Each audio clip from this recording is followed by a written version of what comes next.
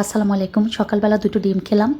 আর বুয়া বা খালা যাদেরকে আমরা হেল্পিং হ্যান্ড বলি, তো উনি হচ্ছে সকালবেলা এসেছিল, ওনার কাজগুলো বসে বসে দেখছিলাম। আসলে একেকজনের একেক রকমের একটা গুণ থাকে, যে গুণগুলো হয়তো অনেকের মাঝে আছে আবার অনেকের মাঝে নাই।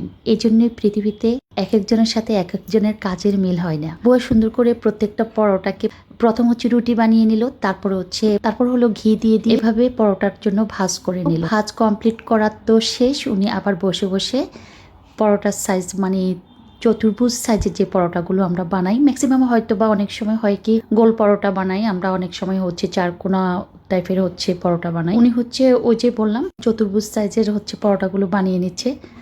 তো আমি আর বসে থেকে নেই, আমার কাছে খুবই ভালো লাগছিল।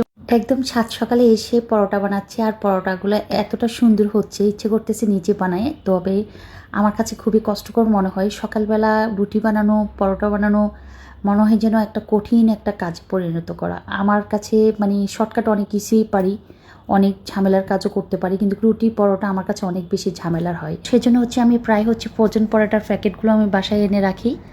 আর যদি কেউ খেতে চাই রুটি পরোটা, তাকে আমি চিতই পিঠা বা খোলাজা পিঠা বানিয়ে দিই।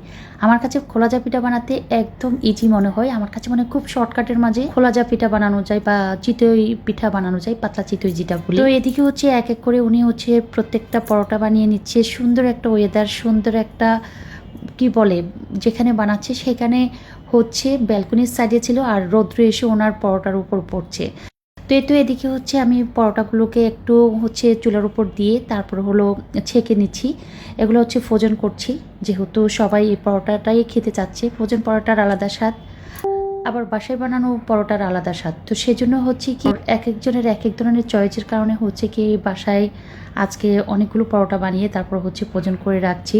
আজকে দুপুরে রান্নাবান্না তেমন একটা নাই বললেই চলে, কারণ হচ্ছে কি গতকালকের কিছু রান্না ছিল, ওগুলো জাস্ট হচ্ছে আমি দুপুরে গরম করে দিব। বুয়া এসে আমাকে পরোটাগুলো বানিয়ে দিচ্ছে, আর আমি হচ্ছে এক এক করে পরোটাগুলোকে ছেঁকে তারপরে হচ্ছে ঠান্ডা করে তারপর হলো ফ্রিজে রেখে দেওয়া। এই পরোটাটা হচ্ছে একটু চেঞ্জ, এই পরোটার মধ্যে উনি চিনি দিয়েছে, তারপর হচ্ছে গুঁড়ো দুধ দিয়েছে, সব কিছু দিয়ে হচ্ছে উনি বানিয়েছে। এবং সকালের নাস্তার আইটেমও আজকে আমাদের পরোটা আর গরুর মাংস ছিল। আর এখানে যেগুলো ছিল এগুলোকে হচ্ছে আমি ফ্যানের নিচে রেখেছিলাম, এখন ঠান্ডা করার পর এর মধ্যে একটা কাপড় দিয়ে তারপর হলো এই পরোটাগুলোকে রেখে দিয়ে এবং হচ্ছে কাপড়টাকে আবার পরোটার উপরে দিয়ে হচ্ছে ফ্রিজে রেখে দেওয়া।